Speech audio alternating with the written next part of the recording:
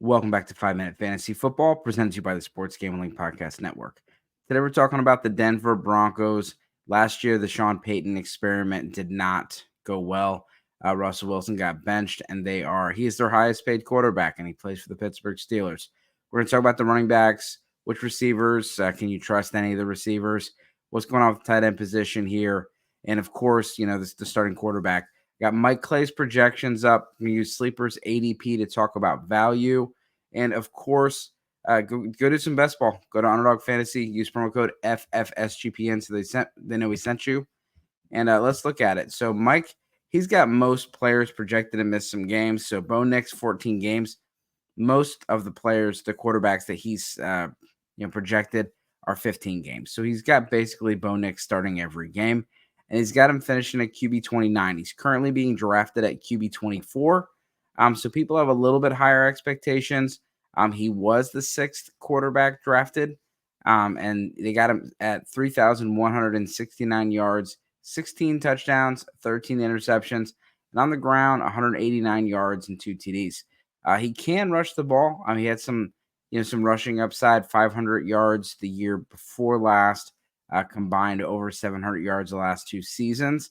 And we've seen some rushing, from him as far as scrambles, no design runs. He's not necessarily Josh Allen or Lamar Jackson, but you can see him get out of the pocket, and you can also see him, with some scrambling. But most of his action is going to come, in the passing game. And we'll talk about the pass catchers here in a second. But before that, let's go to the running backs. There's a lot of love in the streets out there for Jaleel McLaughlin, and he had a good couple of games last year. Javonte was coming off of a serious knee injury. The reports are that Javonte looks slimmer, he looks faster, he looks sharper, and most running backs do look better coming off of the ACL on the second year after a full 12 months of recovery. And he's got them both projected for 14 games.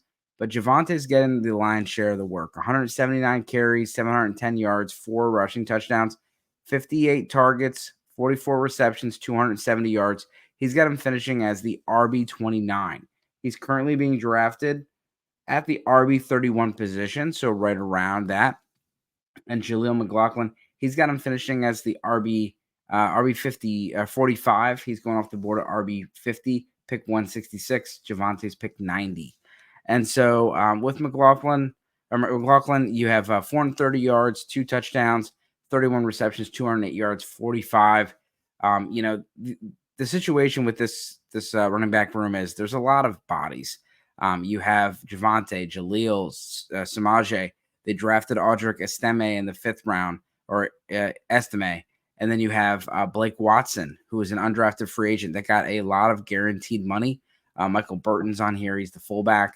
And so you could see maybe P. Ryan is the odd man out. Maybe he goes back to Cincinnati, and that opens some things up for the other guys. But I think they have plans for Audric and possibly plans for Blake Watson. I don't know if they figured out who the number 2 guy is. McLaughlin, he proved himself last year to be a usable player when he got, the action. But if Javonte's healthy, it's really going to be hard to draft Jaleel or play Jaleel. Javonte, we hope that he can get enough volume to get into the RB2 territory. But right now they got him as an RB3. Cortland Sutton, you have him here as a wide receiver 38 for the finish. He's being drafted as wide receiver 47. Last year, double-digit touchdowns and still didn't crack the top 24. That's concerning. He does not do a lot of damage after the catch.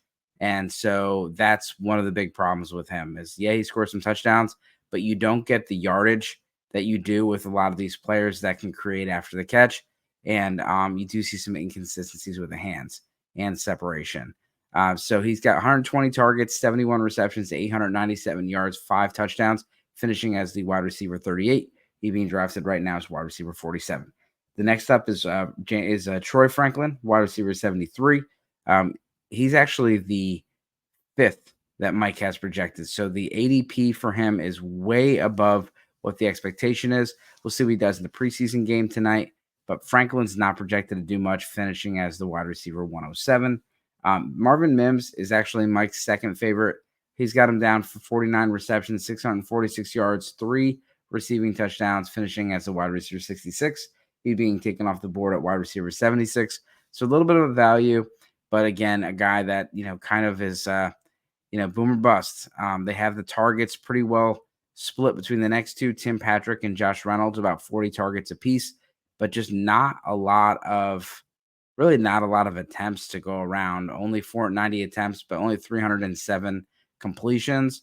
And so you're going to have to see a lot of that go up for this to actually work for these receivers.